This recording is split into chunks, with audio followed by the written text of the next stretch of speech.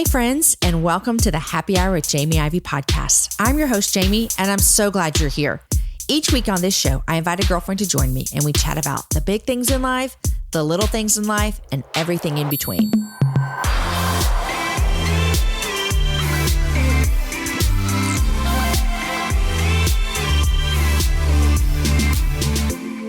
Popular Instagram cartoonist Huda Fahmy has put together a hilariously honest collection of comics in her new book, Yes, I'm Hot in This. At some point in our lives, we've all felt out of place. Yes, I'm Hot in This breaks down barriers and demonstrates humor's ability to bring us together no matter how different we may appear. Read Yes, I'm Hot in This, the hilarious truths about life in a hijab by Huda Fahmy. On sale now wherever books are sold. Well, friends, we have made it to another year. Happy second day of 2019. Gosh, I hope the end of 2018 went well for you. I hope you were able to look back at what God did for you in this year. I know some of you have had super hard years. I know some of you have had the best year of your life. My hope for us as we enter 2019 is we continue to stand on the truth that God is for us and He is not against us, and that we continue to stand on the fact that no matter what our circumstances are, we can trust in the faithfulness of God. 2019 is here. I hope if you're a planner that you have spent some time sitting down figuring out what this year is going to look like for you. Or if you're more like me, you kind of just take it a week at a time, no matter what. Happy 2019, you guys. Today, my guest on the show is my friend Lysa TerKeurst. And I told you guys on last week's episode how much I adored my time with her. I really think this is going to go down as one of my favorite interviews, maybe top 10 in there. It was just a joy to sit down with Lysa, but also it was really, really encouraging to hear her talk about her hard times that she's had over the past 3 years. And let me tell you, if you've been through a hard time, if you're in a hard time, you're going to resonate with so many things that we talk about today. There's this messy middle place that we sometimes find ourselves in. And Lysa and I talk about this. We created this safe place to talk about the disappointment that she walked through, the ways that she still viewed God in the midst of her pain and in the midst of the disappointment and in the midst of the unknown. So you're going to love our interview today. Okay, friends, last week, if you listened to the show with Aaron and I, Aaron's my husband, which if you didn't listen, a couple of things. Number one, we think we're so funny we're together. I hope you think we're funny as well. But number two, we talked about the year 2018 in review, and we talked about some of the highs and lows from our work life and personal life and family life. But one of the things we also did is we looked forward to 2019. I know you're all doing that, but one of the ways that we look forward to is we told you guys about something that we launched called Patreon. It officially launched last week on the podcast. And Patreon is this platform that provides more ways to connect with you. So it's an online membership community where we, as the Happy Hour, we provide more ways that we can interact with you, more content for you guys. And it's just, honestly, it's going to be a lot of fun for us. We are so excited about it, and you guys showed that you were excited about it last week. So there's two different levels that we're offering for you guys. There's the party guest level and the VIP guest level. Being a party guest, it gets you access to our monthly focus series with topics that you are going to help us select. So we're kicking off this series with January, February, and March. You will get an extra episode a month talking about dreams and goals. I'll have guests on me. Basically, we're going to give you an extra podcast every single month. And then as a VIP guest, you get that. Plus, you get a different version of our Happy Hour that we release every week. 3 additional monthly shows, including this live video gathering that Aaron and I are going to do together. Plus some extra shows with friends. You're going to get early access to buy tickets.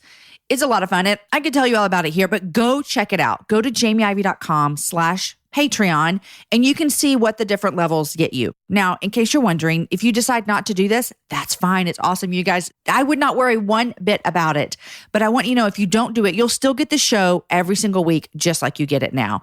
The only thing is, if you decide to do it, you'll get extra shows. And so that's what we're doing. We want to find more ways to connect with you. So I'm excited about it. Go check it out, even if you have questions. It's going to be a lot of fun, and we're going to have some super fun things coming already for you in the month of January. Okay, guys, here is my conversation with Lysa TerKeurst. Hey, Lysa, welcome to the Happy Hour. Well, thank you. It's an honor to be here with you. I am honored that you're here. Okay, so you have been doing ministry for how many years? A very long time. I always do you know how many? I do, because my oldest daughter, Hope, was in an infant carrier when I went to my first meeting, and she is now 24, almost 25. So 25 years. Yes. I mean, give or take a few months. Yeah. Crazy. That is so crazy. Uh-huh. It's super encouraging for someone like me who's been doing this job for like 5 years. It's like a baby. I'm like, Lysa, can we just stay after and just give me all your words of wisdom? But ministry for 25 years is no joke. And I'm sure that you have seen the good and the bad and the ugly and the awesome and the scary and the I'm done with this. I want to do something else. Yeah, 25 years gives you an opportunity to walk through a lot of seasons. And here's an interesting fact. You will like this. When I first helped start Proverbs 31, which started out as a little newsletter called the Proverbs 31 Homemaker, which is so not me. But that was someone else's idea. And I was asked to join along. And I said, great, but I will never say anything or write anything. And at that point, I'm not sure I was even a Christian. So there you have it. So what were you going to do to help? Marketing. Okay. Yes. That was my career path before I had my first baby. And then when she was born, I thought for about a hot month that I was going to be a stay-at-home mom full-time. And then I quickly realized I loved being a mom, but I also needed a creative outlet. And so I joined on with my friend. And then there we have it. The rest is history. So when people say, Lysa, what's a story of someone whose life was dramatically changed for your ministry? I'm the first one to raise my hand. Me. And you'll be relieved to know I am a Christian now. So that's good. I want to hear when you said that. That was like a little bomb you dropped on us. When you were like, I don't even know if I was a Christian. What does that even mean? What do you look back and see in that time? I knew about having a religion. Like I knew about God as like you follow the rules, you do the right thing. But I also felt like you kind of had to make deals with God. Like if you did all the right things, then he would give you good things back. So it was kind of like a vending machine. Yeah. But it definitely was not a relationship. Yeah. And I did not understand what it really means to trust God. Yeah. And so when I would walk through hard times, I would back off from God at best and walk away completely at times at worst. So I just didn't understand what it really means to have a relationship with God. And that took a long time. Yeah. I kind of have a similar story. I grew up in church. And so I knew all the rules. Like I knew what I was supposed to do and I knew what I wasn't supposed to do. And I grew up Southern Baptist. And so the two big things I wasn't supposed to do was have sex and drink alcohol. You know, there's like anything else, like we're going to look past it, you know, have a lying heart and jealousy. But I was like you, I made deals with God all the time. Mine more looked like, dear God, if I wake up in the morning, I'll love you. And if this doesn't ever happen again, but I get that. But that's so interesting. I've never heard that story about how you started. Yeah. So there you have it. And then when did you move from marketing to writing and speaking? Well, a couple of years into this little newsletter that we had, my friend who had the original thought of it all, her husband lost his job. They moved out of town. And he was transferring to a different place. And so she basically turned it over to me. And then we went from there. I changed the name at that point to Proverbs 31 Ministries. We incorporated as a nonprofit. And the rest is history. You dropped that Homemaker stuff. Yes. And I love the word Homemaker. I don't mean that in a bad way. That sounded really rude what I said. But yeah. Yes. Well, and I'm so thankful that some people have that gift set. And I guess in some ways, I do, but in a lot of ways I don't. It just didn't fully fit the vision of where I felt like at that point the ministry needed to go. Because by then I really had a passion to help other people who maybe were in that same spot that I was in, who had a religion, but not understanding how to really have a walk with the Lord. And so, I changed it and the trajectory of the ministry changed dramatically. I love that. And then you've been doing that for this many years. How many books have you released now? It's funny. My daughter and I were talking about it on the way over here today. I know it's over 20. It may be, she thought 22. It may be 24. I don't know. It's over 20. As someone who's released one book, that makes me giggle that you're like, I don't know, maybe 20, maybe 22. Like the years and the stuff that you put in that. Do you remember which book is well, this may lead us to our conversation today. I was going to ask you, do you remember which book has been the hardest to write? For sure. This one. Mm-hmm. Yeah. By far. Okay, so let's talk about this book. I told you before we started recording that I read your book this week, and I mean, I loved it. And my thought was, I feel like a lot of people, if they know Lysa, if they've seen parts of your story, if they know where this book came from, I feel like they might pick it up and think, oh, this is going to be about marriage. Mm-hmm. Like this is going to be trust in marriage, how to work through your marriage. That's what I feel like people might think. But I'm here to tell you that this book is for anybody who has walked through disappointment. And I know that's your heart because it's in here. But I felt when I was reading this book, there were so many things in my own personal life that I was thinking, dadgum, this is good. This is good. And so you wrote this in a season of walking through it, which I want to talk about that, Lysa, because I always am like, listen, there's things I'm going through now. You'll hear about them in a few years. Yes. You wrote this, and if I'm correct, you penned this book in the midst, like this is real time. It's real time. As you walk through the book, when you get surprised by something, you can know I was sharing in that sense of shock and surprise. And some things are delightful and some things are devastating all over. But the reader is experiencing the book like I experienced the living of this message. Which I think there's something, I mean, I think that must have been hard for you. I'm sure it was. But I think as a reader, I could feel that from you. It didn't feel as though you had to, sometimes you have to go back and get into an emotion to read it. It felt as though it was in that moment that you were writing that. It definitely was in the moment. And what's unique about that is, and I'll be honest, Jamie, I really wrestled with doing that because all of my other books have come from experiences that then I learn all these life lessons, and then I think I can help other people. And so looking back, I'm always sensitive to let the real feelings of the situation, even the most messy feelings, emerge so that the reader can have an authentic experience. But with this message, I decided to write it in the messy middle because honestly, that's where most of us live, especially with a topic like disappointment. We are all either currently trying to heal from some big disappointment, we're dealing with a disappointment, or we're headed to a disappointment. I mean, that's just the way life is. And you can say, well, that's not very positive. No, I'm real positive. That's sort of the situation. This is how it's going to happen. Yeah. So, I elected to write this one from that messy middle place. Which can, I think, bring a lot of hope because, like you said, we're all in that. And, I thought also what I really loved is the word of disappointment. I think of like, oh, we are all either in suffering or we're out of suffering or we're going into suffering. But I have my idea, this has changed a little bit just from hearing you talk so much about the word disappointment because that was new for me. Not new. I understand disappointment. Do you know what I'm saying? Like to talk about like dealing suffering with disappointment or even talking about it in the Christian community. Because, I think a lot of us as Christians, we're told over and over, be joyful, be thankful, pray more. And I do agree. We need to be joyful and prayerful and thankful, all of that. I agree with all of that.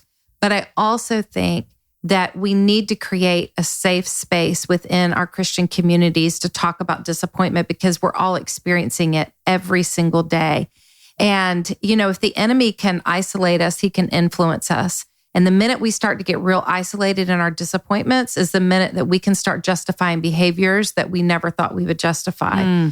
Or even start to numb the pain that we feel instead of dealing with the pain, which will lead to healing with the pain. It's so much easier when you get isolated to justify numbing the pain. And so I recognize all of those tendencies in myself, the tendency to isolate, the tendency to numb, the tendency not to deal with my disappointments, the tendency not even to admit that disappointments exist, right? Right. All in the name of spiritual maturity. But the reality is every time we have an experience with something that doesn't line up with our expectation, that is the fertile ground. The distance between those two is the fertile ground where disappointments grow wild and free. And we've got to talk about it. Okay, so you talked about it in your book, and we're reading it now 2 years later. What did that look like in real time with you in your life? Like, what did that look like for someone who is in the middle of a disappointment right now, and they are feeling like, I want to isolate? Because I think that we want that. Like, we think that's going to feel better, right? I want to be alone. But how did you fight to not isolate in the midst of this? Well, there's a chapter in the book where I am very vulnerable about how the experiences I was going through with my husband. And for those of you who don't know my story, I was in January of 2016. The Lord started stirring up something in my heart that I was going to find out some information. It was going to be very hard on me. And so I remember writing in my journal one morning that the Lord was encouraging me, trust my timing and love your husband. And I had no idea why I was writing those words, but I was like, okay, sure, absolutely. I love my husband. I've always loved my husband, and I will absolutely trust your timing, Lord. Kind of flippant. And then 3 weeks later, I found out that my husband was having an affair. And so 2016 was a year of extreme highs and extreme lows. The lows, of course, what I was walking through in my marriage. But the highs, 3 of our 5 kids were getting married that year. And so his timing... the thing of trust my timing. Exactly. This does not seem good. So his timing almost felt cruel to me. Yeah. And, but a lot of times when we go through suffering and we go through an epic disappointment, it can start to feel so chaotic, the circumstances around us, that we can't really hear clearly from the Lord. That's why it was so crucial for me to keep turning back to those pages in my journal. And I'm not a big journaler, but I'm telling you, it was so important that I had recorded those last words I clearly heard from the Lord, so that when I couldn't hear from him today, I could go back to those words. That's good. And just be reminded of that. But there's a chapter in the Bible, there's a chapter in my book that I talk about all of this stuff I was walking through brought up so much fear in my heart. And so one day I decided I cannot isolate with this fear, because the more I do, it just ratchets up my anxiety, and I'm never going to survive this. I've got to do something today, do an activity today to conquer some small fear in a tangible way. So I drove to Target and I bought a 2-piece bathing suit. And I have to tell you, a 2-piece bathing suit does not line up with my biology. I'm not even sure if it lines up with my theology, to be honest with you. But as I was driving home that day, I popped the tags off so I couldn't return it. And I went in the quietness of my room and I asked the Lord to give me the courage to not just put the bathing suit on, but what was even more scary, to turn and face the mirror. And so I remember I did put the 2-piece bathing suit on, and that's when all the voices of all the critics started to attack me. And one by one, I had to say what popped in my head as the critic's voice. And then I had to verbalize what I knew God was also speaking over me. And it was a profound experience as I stood there and intentionally let all those hard words leak out so that God could create a space for his truth to become prevalent. And it took a while, but when the last of the critics' voices, I couldn't think of any other critic's voice to speak over me in that moment, I finally turned toward the mirror. And I stood there and my age was evident. The scar from the surgery I'd had ran all the way down my middle. It was almost like an exclamation point, just with that dot at the end, just saying, man, life is really hard sometimes. But you know what, Jamie? I stood there and looked in the mirror and I didn't die. I did not die. And it was a profound moment. And then I felt so courageous. I thought, well, I'm just going to prance on outside. But thank goodness Jesus did take the wheel in that moment. It was like, no, some experiences are just between you and God. This is good, just between me and you, yeah. Yeah, but that's an example of not isolating in my thoughts and letting the Lord address those. But then there were also moments where I had to go on a pilgrimage in this journey too. And I am not usually this way, but I made a list of friends that I knew I needed to go stand on their faith when my faith was getting shaky. And so I flew here, there, and everywhere and went and stayed with friends a night, 2 nights, and then went to another friend's house because I knew these people would speak truth and life over me, and I needed to hear their words. You know, that brings up a question that I think a lot of people have often when you talk about the friends that you had to stand on their faith, because it is so true, and that we need that sometimes. And what a gracious God to give us people in our life that are like that.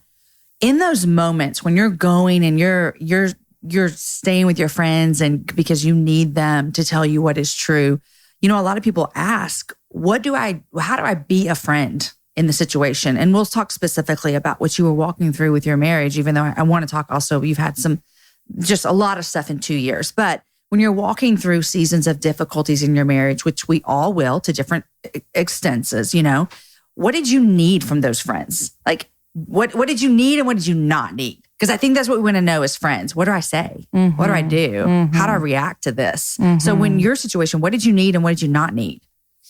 Well, let's start with what I didn't need. Okay. I didn't need them dissecting my relationship with my husband and why this happened. And there were some people that you mean, here's why we think this went down? Yes. Yeah. Well, you know, Lysa, you travel a lot. Okay. You know, that kind of thing. Thank you. Right. Uh-huh. And, or, you know, Lysa, sometimes you can be opinionated. Well, of course. I mean, if you're a woman, you're going to have opinions about life, right? It doesn't justify that. And of course, I mean, I have a career, so of course I traveled. You know what I mean? But those friends who were eager to figure out why this happened created so much more pain for me, because it wasn't that I was in denial. Were there things that I could have done better, different, whatever? Yes, all of those are hyper present inside my brain in those moments of devastation. You didn't need someone to that's point not that out. At all what I needed. Right. And so those conversations were hard, and those were friendships that I had to back away from. Thankfully, there were only a couple of those. So that's what I didn't need. And honestly, nobody really knew why this happened. Yeah. So those conversations weren't helpful. What I did need is for a friend just to sit with me and to say, what do you need right now, Lysa?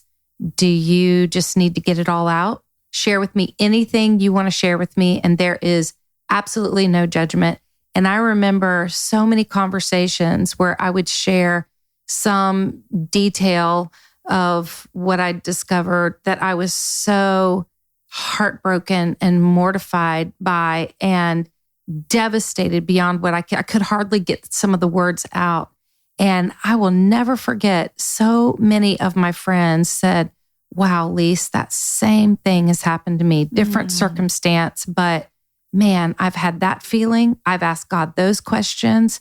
I've sat in the middle of really hard situations, Lysa, and wondered those same thoughts. I mean, when a friend did that and made me feel less crazy, less alone, less different, boy, it was such a gift. I mean, it goes back to why you said you wanted to write this in the messy middle. Yes. Of just saying, hey, to the reader or anyone listening, you're not alone and you're not weird and you're not the only one that's struggling, disappointed, or even questioning what God's doing. Yes. That's why you did this. And that's what that friend did for you. Yes. 100%. 100%. Okay. So let's talk about the story a little bit. So you, however much you want to talk about, just so people get an idea of what we're dealing with here with your 2 years, because it's not just 2 years of disappointment in your marriage. You also walked through some really difficult medical stuff. Yes. So we're adding all of this on top of it. And Lysa, it looks like worst 2 years of your life. Yes, they were hands by down. far. Yeah. Yeah. Hands down. So I remember something my counselor said. I think it's actually a title of a book, but it's called The Body Will Keep the Score. And I remember my counselor. It is. Have you read it? I have not. It's high on my list. I haven't read it either, but I get a lot of people talk to me about it. Yeah. So my counselor mentioned that statement to me. And I remember thinking, I'm doing everything I can to process it, but the story was unfolding at such a rapid pace. It's like I almost couldn't catch my breath before another wave of tragedy would take me under. And so it was a lot. It was a lot of emotion, a lot of pain. And I remember telling some of my friends, I feel like my insides are twisting up. I feel like something inside of me is broken. And I was experiencing some physical pain, but when you're in emotional turmoil, a lot of times you just kind of brush off dealing with anything except the present issue at hand. But one Monday morning, I woke up in June of 2016. So the discovery of what was going on in my marriage happened in February. Then in June of 2016, I woke up, I stood up out of bed. I was in excruciating pain and my legs wouldn't support my body. I collapsed to the floor. My family rushed me to the hospital. They started running tests. They couldn't find anything that was wrong with me. But because I was in so much pain, they went ahead and admitted me to the hospital. They kept running tests and they hooked me up finally to a morphine pump because the pain was so intense. It didn't even take the edge off the pain. It was just excruciating. And I remember laying there Monday, Tuesday, Wednesday, Thursday, Friday morning. And I remember getting a really wacky view of God because I started thinking, God, everything is possible for you. And if one of my children were in this much pain, I would do everything possible to take away the pain. I cannot understand why you won't. I don't understand how you could see me laying here like this and not help me. And it was disillusioning on the deepest of levels. And then a surgeon came in my room Friday afternoon and said, Lysa, we finally ran one last test and we figured out what's happening to you. The right side of your colon has ripped away from the abdominal wall, wrapped around the left side and cut the blood flow off inside of you. And we have to rush you into emergency surgery and we're going to have to remove most of your colon. And then he said, Lysa, I know you've been in so much pain, but I'm thankful that pain was there because if the pain wouldn't have been there, we wouldn't have kept you here at the hospital. And if we wouldn't have kept you here at the hospital, we wouldn't have kept running tests. And if we wouldn't have kept running tests, we would never have discovered what was the source of this real issue. And you would have gone to sleep one night, your colon would have ruptured and you would have died. And so when he walked out of the room, it suddenly occurred to me, God was not being far removed, distant, cold, or calloused in that situation.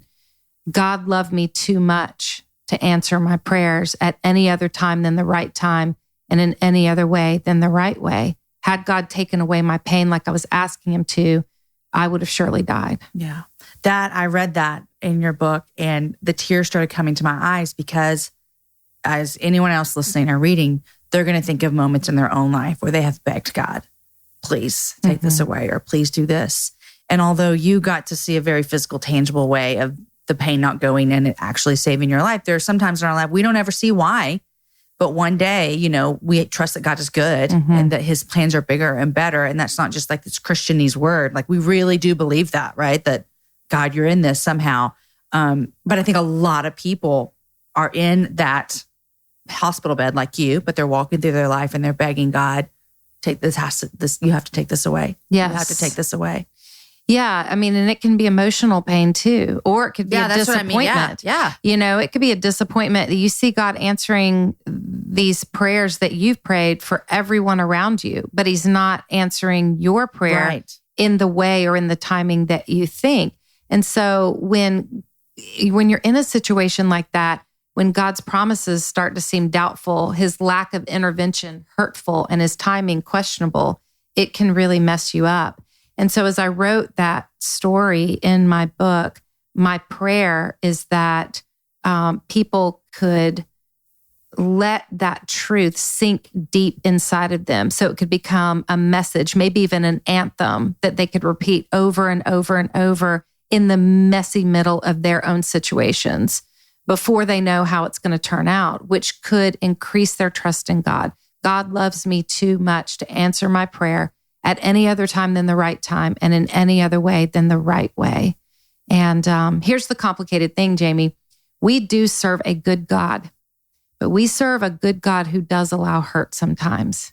And right there in the crux of those two statements, that is where sometimes our feeling and our faith come in conflict. It's so true. Because you think to yourself, why would a God that loves me let this happen? Mm-hmm. And I think that is something that our faith has to come in and question that and come to the end of the day and be able to say, I believe God is good, Mm-hmm. even in the midst of this. Yeah, and you see that wrestling all the way until almost the last pages of the book. And right at the end of the book, I wrote an allegory where I talk about how God made me in such a way, I will always be the asker of the why questions. I will always ask all those why questions. And it's not wrong for me to ask those why questions. I think a lot of people feel guilty when they say, why me? Why this? Why now? Why God? And maybe in some Christian circles, you've been shut down. Like, don't ask why. Maybe I've even taught that before. I don't know. But what God's shown me is it's not wrong to ask why. But we have to trust if God doesn't give us those answers, it's because it would be too heavy of a burden for us to carry. He can handle the why, and he can certainly handle the what and the how and the timing of it all. And that's where trust comes.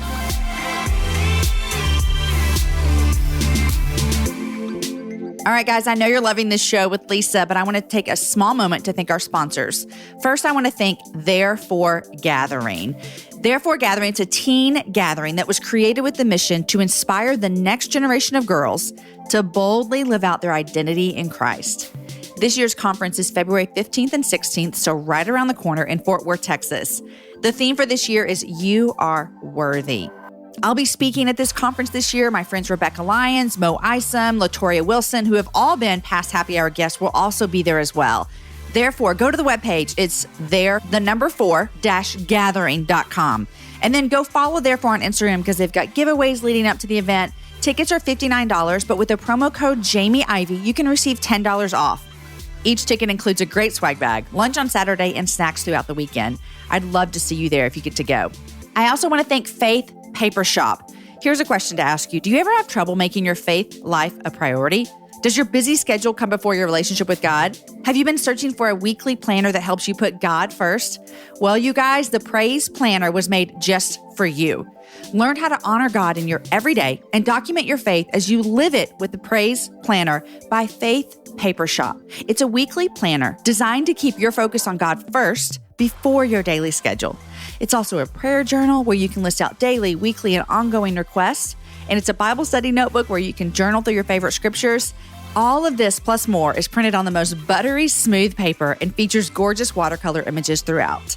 Get yours now at faithpapershop.com. Plus, as an exclusive for our listeners, you can download free weekly pages to start now at faithpapershop.com/happy hour. Give God the best of your everyday with the Praise Planner. Okay, and lastly, you guys, I want to thank Neptune Navigate. You know, let's face it, today's world, it is a digital world. This is so true. Our families live online. Our kids play games online. And more, they also do schoolwork online. Our jobs require us to exist in a digital world all day, every day. Then you throw in social media and everything it presents, and navigating it all can be a little bit overwhelming. That's why Neptune Navigate was created, to help keep kids, parents, and families safe in the digital world. Neptune Navigate has created great hands-on tools and resources for families with kids of all ages. Social media, cyberbullying, gaming systems, privacy, if it is digital, Neptune Navigate can help keep your family safe each and every day. Visit navigate411.com to learn more. For just $20 a year, you're going to have peace of mind when it comes to all things digital. So visit navigate411.com to learn more and get a peace of mind with Neptune Navigate. You guys, I want to remind you, if you miss the web pages or the codes, we put it all on our webpage. Go to jamieivy.com. Okay, here is the rest of my conversation with Lysa. In your book, you write a lot of things to help readers with, hey, here's a truth that you can hang on to. Here's something that you can say. Here's scripture. I love that you did that. Is that when you as a why questioner, you said, I'm going to be the why, I'm going to be the asker. Is that how you get to the other side of trusting God, even if those whys don't get answered? You have these like quote unquote mantras and scripture. And this is what I'm going to repeat to myself to make my heart believe, even when my questions aren't answered. Is that what you do? It is what I do. And I think part of that is, if you've ever heard the term faith building, because each one of those things has built another set of strength, I guess, muscles inside of my faith. And so I want to keep exercising those because those are really important lessons. They're precious lessons that God's given me. And they help me. They really help me because they were birthed not from a laboratory or a library, but they were really birthed inside of the messiest moments of everyday life. Yeah. So these aren't just like little cliche statements that look good on bumper stickers and t-shirts, but they don't just preach well, they live well. And so they've helped me, and I know they'll help other people. It's good. I always say it's good to get this foundation of these truths, so that when the disappointment, when the hurt comes, there's this ground, this solid ground that you have to stand on. I know some people will be wondering as they listen, like, okay, Lysa, you have been walking through this hard time in your marriage, and you decided to stay. Mm-hmm. What made you decide to stay and decide to fight it out? Such a complicated, intricate question, And I think even before I answer this question, I should probably say and acknowledge that there's someone listening who's going through the same thing. And I just want to speak straight to your heart right now that I want you to remember redemption and reconciliation don't necessarily hold hands. So God had to teach me in this journey that I've been through. And Jamie, this has been a 3-year journey. So there were moments, there were seasons, there were months, and I do mean long months, where I did not think reconciliation would be possible. So God started to show me that redemption is mine for the choosing with God. Reconciliation is completely dependent on another person's choices, another person being willing to humble themselves and do the hard work and to come back. I may or may not ever get reconciliation, but redemption, that's not based on his choices or someone else's choices. Redemption's based on my choices. And I can choose to have redemption with God today. Mm-hmm. So no matter where you're at in your hard season, the most frustrating thing that you will ever feel is if you can't get to redemption because of someone else's choices. And I want to free you from that today. It's not someone else's choice. It's not someone else's choice. Reconciliation is dependent on 2 people's choices, but redemption is between you and God. So I think that's really important. Yeah. But yes, I decided to stay. There was also a season where reconciliation didn't seem possible, and I had made the decision to leave. So I know what both sides of that coin looks like. And when I decided to leave, it was after 18 months where I thought we were about to renew our vows. And then I had to sit my husband down and say to him, I know that things aren't the way that you've presented in counseling. I love you and I can forgive you, but I will not share you. Mm-hmm. And it was over at that point. My husband had also been struggling, though, with some substance abuse issues. And the day after we sat down and had that conversation, and I posted a blog about what I was going through because the story was going to be told either through the rumor mill or I was going to get out in front and tell it with truth.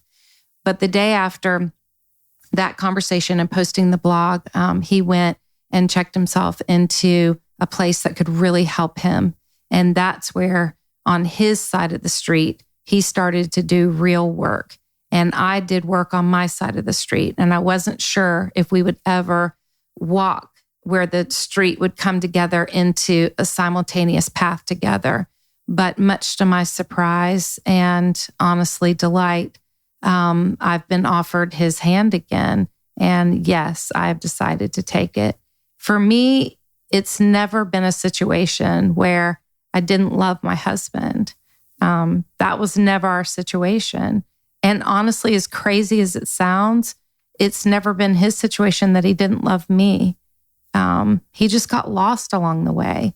And I told somebody, I felt from the very beginning like my husband's soul had been hijacked, and that I wanted to do everything possible to get my marriage back and to keep my family together. But I also recognize that I'm just his wife. I can't be a savior. And so the letting go of that desire to be his savior, I think, was the very thing that freed me to be able to be an even better wife than I'd ever been before. And so, yes, I've decided to stay. Does everyone agree with that? People who are very close to us, they not only agree with it, but they celebrate it. People who, some family members who didn't walk every step of this journey with me and who haven't experienced the humility and the healing that Art has walked through, they don't understand this decision.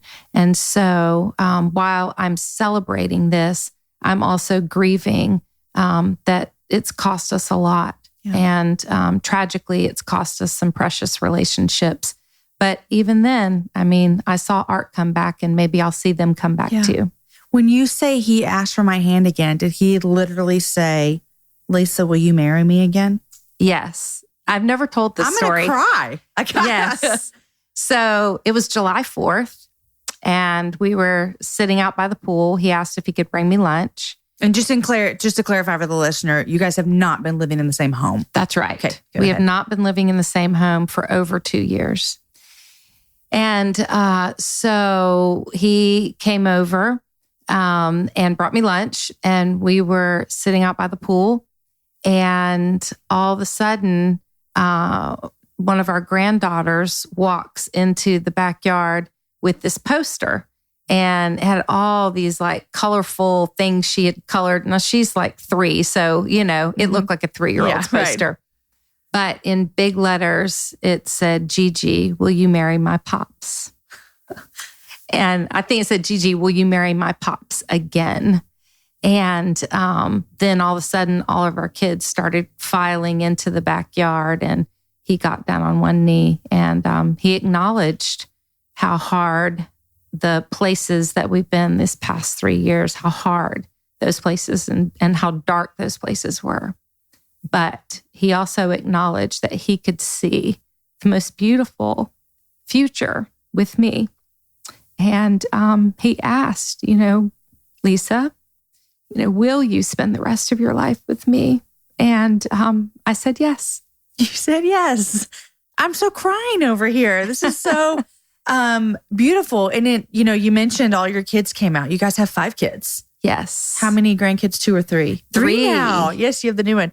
How has this been? I mean, because, the question everyone's thinking now is, you've walked through this, publicly within the last, 7 year, maybe? Yeah. And a year and a half. Okay. Publicly a year and a half. You released a book, which is about disappointments, but it brings in a lot of your story that you've walked through, that you've told today. And you have 5 grown children. What has that been like for the TerKeurst family? Like, what has it been to walk through this, not only publicly, but just be grown kids walking through this, like kids that are your best friends that are having to watch their parents struggle through some hard things? It's been at times the very worst of the worst situations, because I feared that this would dismantle the legacy that my husband and I had built into our kids. Years of hard work. I would lay in bed at night and just picture years of conversations and years of safety that we provided for our kids, and years of kneeling beside their beds at night, assuring them, you don't ever have to worry about your mommy and daddy splitting up. Like, that is a gift we can give you. And I would lay in bed at night just weeping, because I felt like all of that was being shredded and dismantled and torn apart, especially when my kids, 3 of them were entering into their own marriages and being in such those fragile early years of marriage, where marriage is blissful, but you discover marriage is hard too, right? And so there was so much about this that I would have given my right arm to protect my kids from it.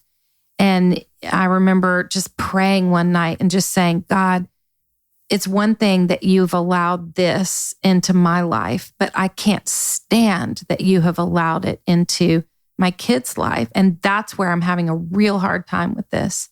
And I remember just this little statement popped into my head, Lysa, I haven't cursed you with this. I've entrusted you with this. And I think that was the beginning of a mindset shift for me that yes, the facts of what we were going through were awful and terrible for my kids to watch, but they also had the opportunity to watch what it means for someone to cling to God in the midst of their darkest hours, which is something that they will need at some point in their life. I pray their circumstances aren't the same as mine, but we all go through hard times.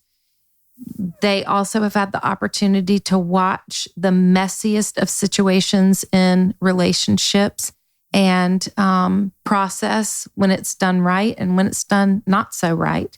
They've seen me at times walk through issues just with like a glow about me, but then they've also seen me barely able to crawl into the next day. But at the end of the day, they have seen it all done while being committed to clinging to God, even if it's the tiniest last thread that I'm holding on to. They've seen that. And here's something that's really interesting. The day that the book released, we had an event that we streamed online. So I spoke a little bit. I had a conversation with my counselor. And then after the conversation with the counselor, we did, a little bit about the book, and then the live stream cut off. And there were 400 people in the audience. So what the big World Wide Web didn't get to see is when the cameras were cut, I invited Art up on stage and in front of our closest friends, family, but certainly all of our kids were right there on the front row. And he agreed. He wanted to do this. I did a Q&A with Art. And the very first question, I just leaned over and said, what happened? And my kids, they got to see what it really means for God to take someone from the pit of hell to that glorious moment of turning back and doing the right thing, even in the midst of so much wrong that was done. They saw humility. They saw two humans being so very human. And it was so sweet and it was so good.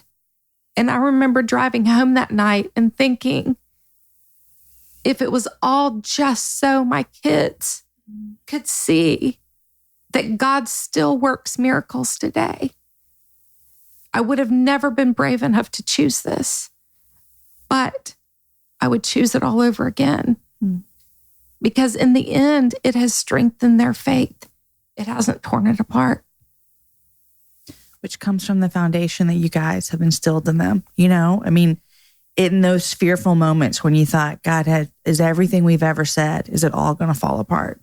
To see him be faithful with what you put into them, that it was truth that you were instilling in them. I always like to encourage people with is that, when God allowed this to happen, and we believe that God is sovereign, and before he created the world, he knew everything that was happen. He didn't forget that Lysa had 5 kids. Like, oh man, I forgot that she was going to have these kids in this time. That God knew that. And That's that right. He's using this in his life. In your 5 kids' life as well. That's right. It's been a lot of instilling in them truth over the years, and then a lot of therapy as we walk through this. Yeah. I didn't just try to pray enough or do enough for them. I got them into places where they could heal emotionally, as well as continue to develop spiritually. So I think that was important too. And, a lot of people have said to me, Lysa, I bet a lot of this has happened to you because you're in ministry. And boy, that's really, really hard that you've had to walk through all of this because you're in ministry. And I remember one time when someone said that to me recently, I kind of tilted my head and I said, I think you're looking at it wrong. I think before the beginning of time, God knew what was going to happen to me. So he placed me in ministry all those years ago because he's such a good, gracious God. And I feel that way about my 5 kids too. You know, God knew who they would be and what they would need and their unique ability to withstand whatever needed to be withstood in their life. And so, you know, I think God has it all under control, so much more than what we know. And yes, will going through a situation like this create damage for others around you, including children that are involved? 100%. I wish with all my heart that my kids didn't have to see some of this messiness. I wish with all my heart that I could go back and rewind the clock and change some things. I do, but that's not possible. So what is possible is to walk forward today, very much acknowledging what we've been through, but determined to make something good from it. And Jamie, I promise you, I think the devil messed with the wrong family this time. I love it. I love everything about it because what I was thinking when you were talking about that, I was like, man, there are people who are listening, like you said, when you spoke to that woman earlier, there are people listening, but you have been through both sides. And so you're not just speaking as someone who's like, oh, everything's turned out great, guys. It's all good. But you're saying in the midst of all of this, when it wasn't going to keep going before July 4th of last year, when I said this was not going to work, I cannot do this if you're not willing to work. In the midst of all of that, the same truths that you're standing on never changed. That's right. They never changed. Truth was the only thing that didn't change. The circumstances changed, perspectives changed, realities changed. And, I'm honest at the very end of the book. I mean, by the time I wrote the last chapter, I didn't know how the story was going to turn out. I mean, it still is a big question mark. You close the last chapter and it's like, wait, wait, this can't be over. Did she stay with Art or not? So at the very end, right before the book went to print, I wrote an epilogue. And I say, I'm very honest in the epilogue, I want this second chance to be girded with guarantees. I don't want to get hurt again. Am I afraid of the possibilities of getting hurt again? 100%. Absolutely. But trust is built time plus believable behavior. And there has been a lot of believable behavior. And I've let enough time pass by now where I think we've healed apart. And now it's time for Art and I to come together and heal together.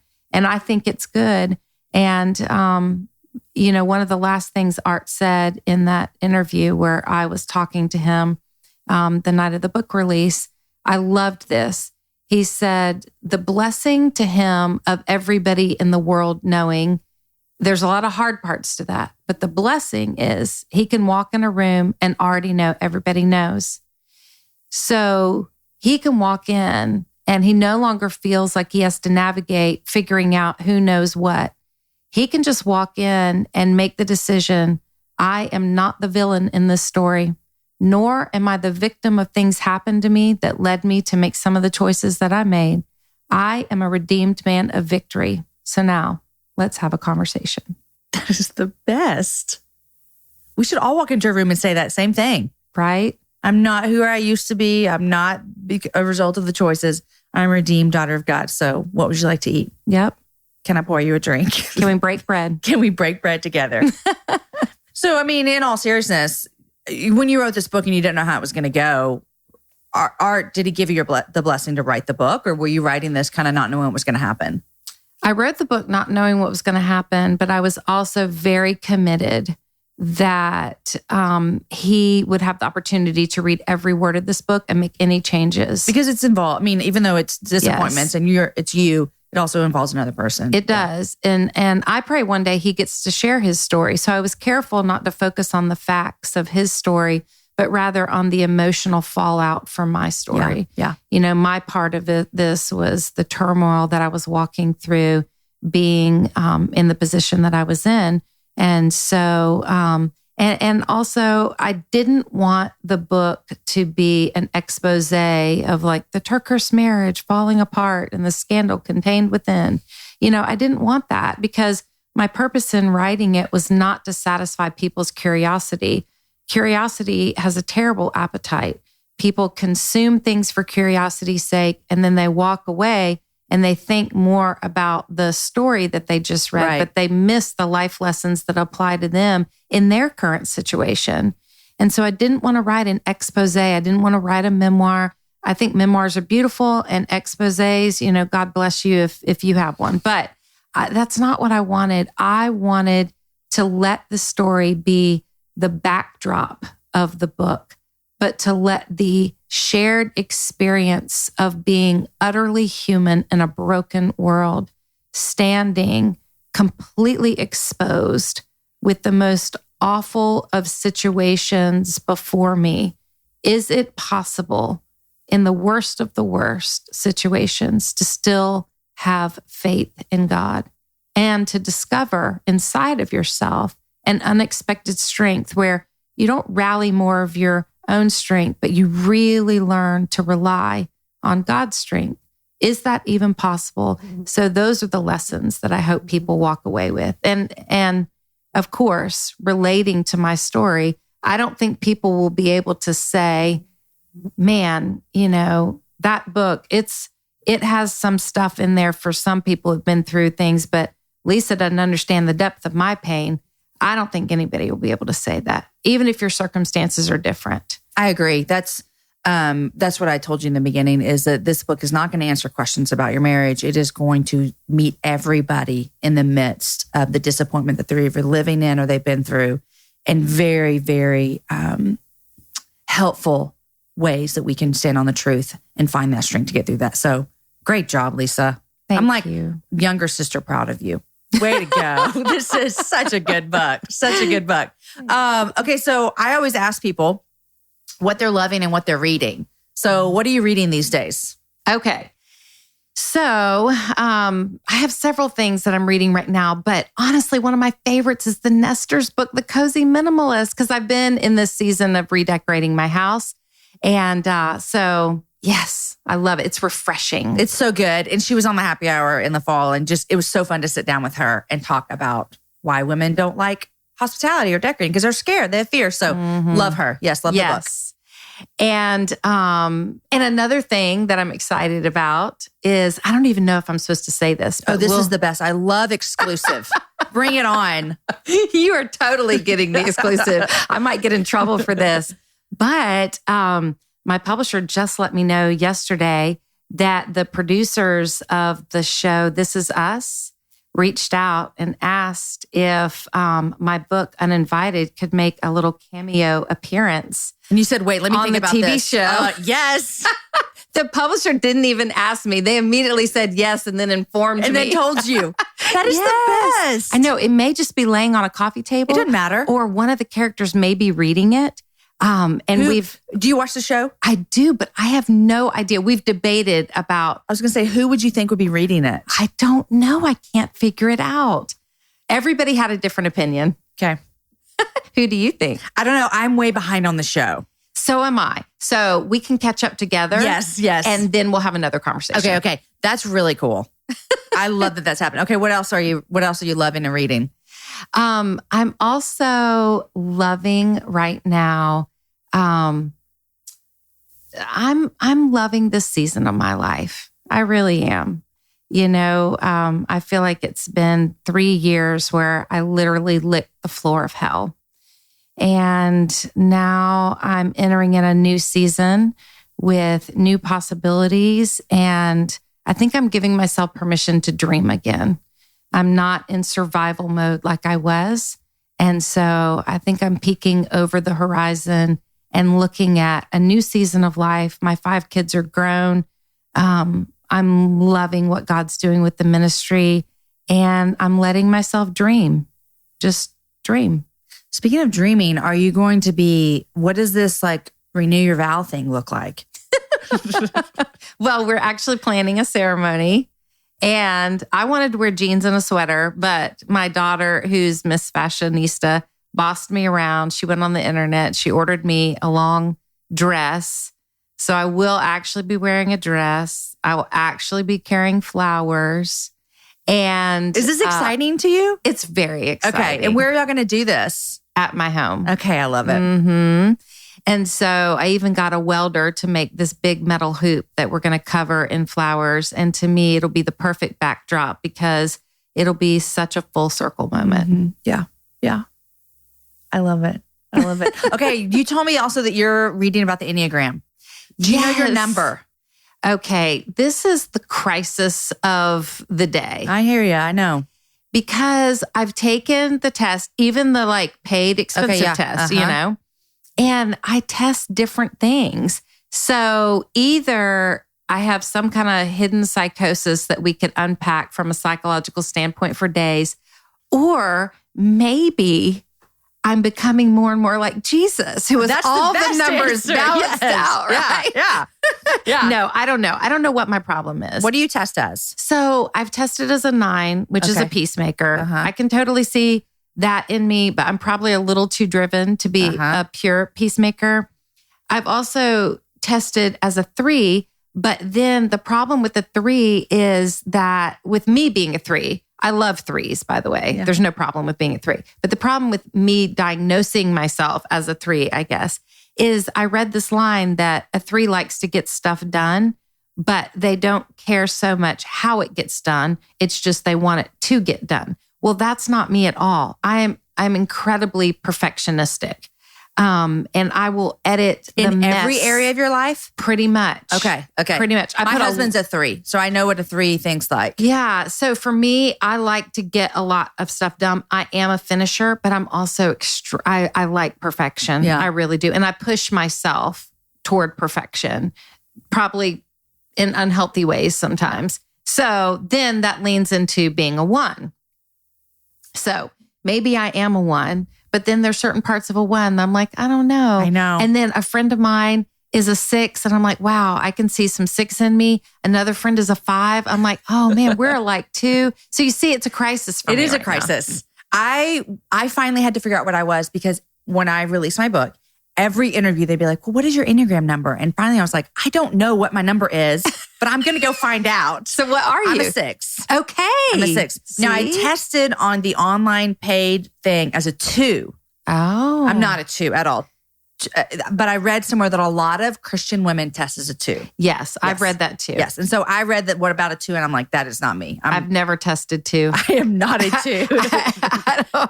I wish I was more of a 2. Yeah, I know. Me too. Yeah, but no. Yeah. So I'm a 6. My husband's a 3. Okay. And so our kids are younger than yours. We have 15 down to 11. And so I'm constantly trying to figure out what they are as well. So it's just, it's fun. One thing that really helped me, this might help you, is listening to specific podcasts. Like Suzanne Stabile has a great one. Yes. Listening to her interview people that you think you might be, that was good for me. Because I would hear them say stuff and I'd go, I totally get that. I know. See, that's where my problem is. Because you get everybody? Because I get everybody. I really do. I'm like, oh yeah, that part of that number is me. Right. But then I'm like, oh no, not that. Oh no, not that. So yeah, therapy on the happy hour. Let's do it. The best of all the numbers. I know. That's my problem. Yeah. So what number wants the best of all the numbers? I don't know. But usually they say you know who you are by the worst of the number. Oh, great. So when you read the worst things about that number and you're like, that's me. Usually that's how you can find out who you are. Yeah. Well, there you have it, people. A little therapy. Okay. Well, Lysa, thanks for coming on the happy hour. You're so welcome. It's so lovely. Thank you for sharing your story. I know it hasn't been easy. Thanks for coming out in the messy middle because it's where a lot of us are living. And so it's helpful just to hear truths and not only just see someone that's going to survive because in this show, you're like, oh, she's on the other side. But to hear someone who, in the midst of walking through it, was clinging to the only thing that would not fail her. That's right. The truth of God. So thank you for that. You're welcome. Okay, friends, I told you that you would like it. One of my favorite things that I get to tell you right now is you need to follow Lysa on Instagram because we talked about the wedding that her family was kind of planning and dreaming about. And at the end of 2018, Lysa and her husband renewed their vows. I cried when I saw it on Instagram because I had just sat down with her and talked with her about this. And then to see it come to life in photos, it was beautiful. I hope you enjoyed this interview as much as I did. If you are someone who was walking through one of these messy middle places like Lysa described, my hope is that you would find someone that would journey through this messy middle with you. Someone that is safe, someone that you can trust, and someone that's going to point you to the truth no matter what. Today's show is edited by Chris with Podshaper, and the music was developed for the show by Matt Graham. Next week, my guest is Rachel Joy, and Rachel is the founder of Sparrow Conferences, which is one of my favorite conferences I attend every single year. We spent a lot of our time talking about reconciliation and what that has looked like in her world, how she has begun to walk through that, the challenges that she's navigated, and the things that God has done in her life because of her obedience to listen and to trust and to step out. Guys, enjoy your week. Happy 2019. Share the show with a girlfriend. Have a happy hour with a friend, and I will see you guys back here next week with my friend, Rachel Joy.